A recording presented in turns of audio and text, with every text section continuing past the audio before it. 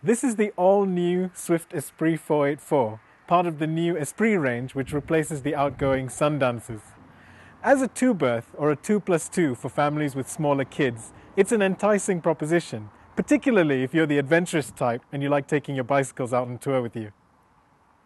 They fitted a less expensive body, which has been carried across from the budget Escape range. Because of this new body, on the outside the Esprit doesn't look as good as the Sundance. In particular the rear panel, which is completely flat now. The joins are more basic, but they've included some GRP cappings to make them look a bit better. The graphics are nearly identical, but there have been upgrades to the spec, the most significant being the winter pack, which was previously optional but is now standard. It'll allow you to tour in colder temperatures, which is great if, like me, you're an all-year-round motorhomer. The 484 is a new layout and has a rear transverse garage bed, which is something UK manufacturers rarely attempt. The garage only has a door on one side, but since it's clearly designed for bicycles, you can see how it's tall and narrow. That isn't a problem. Having a garage means that you can park up and go for a cycle straight away, without having to faff about with a bike rack. That's just perfect for me. Inside, it's not your typical garage bed layout. The lounge and kitchen are larger than the norm.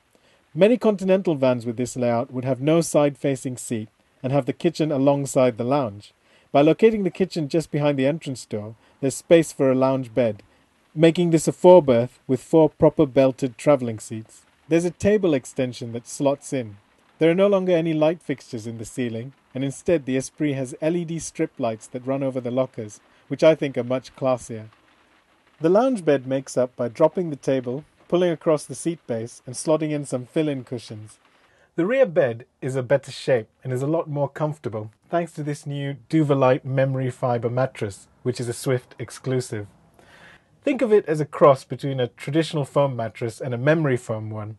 Memory fibre is springier than memory foam, so it won't mould to match your body shape as well, but it will do so to a certain extent, and it's cooler to sleep in and is very, very light. This one weighs just 6 kilograms, which means it's a lot easier to get it out to clean it. One downside of this bed, though, is that it narrows towards the foot end. It's 1.2 meters wide up here, but only 1.1 meters wide down here, which means it's only just about wide enough for a couple to sleep in. It's also quite high up because of the garage underneath it. There's a ladder to get in, which stows quite neatly here, under the bed, and slides out whenever you need it. One thing I don't understand is why there isn't a door here in the bed base to provide access to the garage. You also can't get in by lifting up the mattress, which means that you have to go outside if you want to get at what you've got stored in there.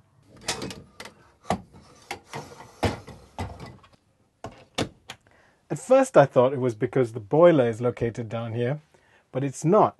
It's in here, occupying all of this prime kitchen storage, which could otherwise be used for your pots and pans. It also shares this space with one of the rear wheel arches, which means it's mounted above it, and as a result this whole locker has to be a lot bigger than is really necessary. I'm not sure why they didn't mount the boiler further back in the garage, behind the wheel arch, to free up more kitchen storage space. The other wheel arch intrusion is here, in the washroom, and as a result there isn't much space for your feet when you're having a shower. Since this washroom is already quite small, that can be a problem. One thing I do like though is that there are 2 drain holes here in the shower tray, which means that the water will drain out of it even when you're parked up on an incline.